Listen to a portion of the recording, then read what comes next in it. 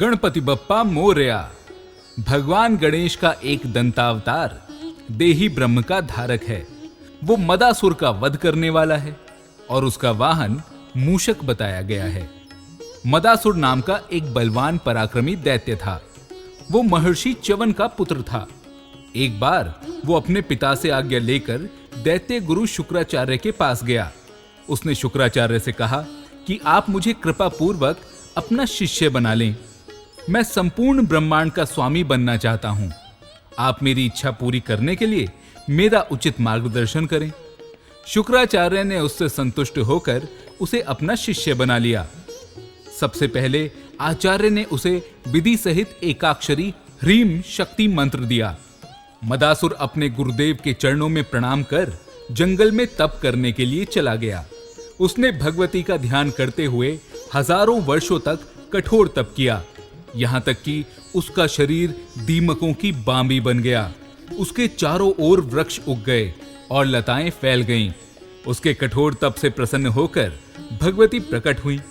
माताजी ने उसे निरोग रहने तथा निष्कंटक संपूर्ण ब्रह्मांड का राज्य प्राप्त होने का वरदान दिया, जिसके मद में भरकर मदासुर ने पहले संपूर्ण धरती पर अपना साम्राज्य स्थापित किया और फिर स्वर्ग पर चढ़ाई कर दी। इंद्रादि देवताओं को जीतकर वो स्वर्ग का भी शासक बन बैठा। उसने शूलपाणी भगवान शिव को भी पराजित कर दिया और इस तरह हर तरफ असुरों का क्रूरतम शासन चलने लगा। पृथ्वी पर सारे धर्म कर्म लुप्त हो गए। देवताओं और मुनियों के दुखों की सीमा न रही और हर तरफ हाहाकार मच गया। चिंतित देवता सनत कुमार के पास गए तथा उनसे उस असुर के विनाश और धर्म स्थापना का उपाय पूछा। तब सनत कुमार ने कहा, देवगण, आप लोग श्रद्धा भक्ति पूर्वक भगवान एक दंत की उपासना करें। वे संतुष्ट होकर अवश्य ही आप लोगों का मनोरथ पूर्ण करेंगे। महर्षि के उपदेशानुसार देवगण एक दंत की उपासना करने लगे। तपस्या के 100 वर्ष पूरे होने पर मूषक वाहन भगवान एक दंत प्रकट हुए तथा उन्होंने उन सभी देवताओं से वर मांगने के लिए कहा। तब देवताओं ने उनसे निवेदन किया, हे प्रभु, मदासुर के शासन में देवगण स्थान भ्रष्ट और मुनिगण कर्म भ्रष्ट हो गए हैं। आप हमें इस कष्ट से मुक्ति दिलाकर अपनी भक्ति प्रदान करें।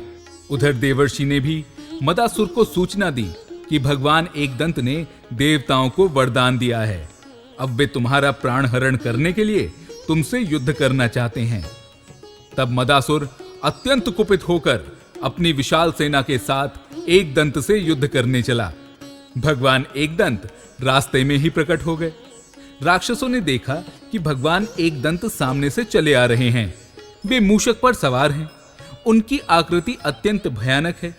उनके हाथों में परशु, पाश आदि आयुध हैं। उन्होंने आते ही असुरों से कहा, तुम अपने स्वामी से कह दो, यदि वो जीवित रहना चाहता है तो देवताओं से द्वेष छोड़ दे, उनका राज्य उन्हें वापस कर दे।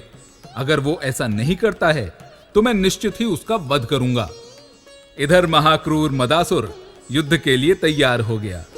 जैसे ही उसने अपने धनुष पर बाण चढ़ाना चाहा कि भगवान एक दंत का तीव्र परशु उसे आके बड़ी तेजी से लगा और वो बेहोश होकर गिर गया।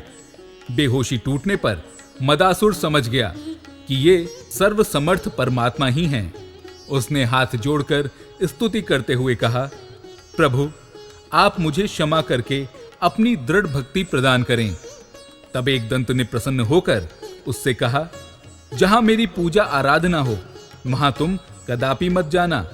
आज से तुम पाताल में रहोगे। और तब देवता भी प्रसन्न होकर एक दंत की स्तुति करके अपने लोक को चले गए। मैं हूं हिमांशु शर्मा और इस गणेश उत्सव पर हर रोज मैं आपके लिए लेकर आऊंगा अष्टविनायक गणपति के प्रत्येक अवतार की कहानी। ऐसी कहानियों के लिए जुड़े रहें एस्ट्रोलॉजिक के साथ सभी पॉपुलर सोशल मीडिया प्लेटफॉर्म्स पर। धन्यवाद।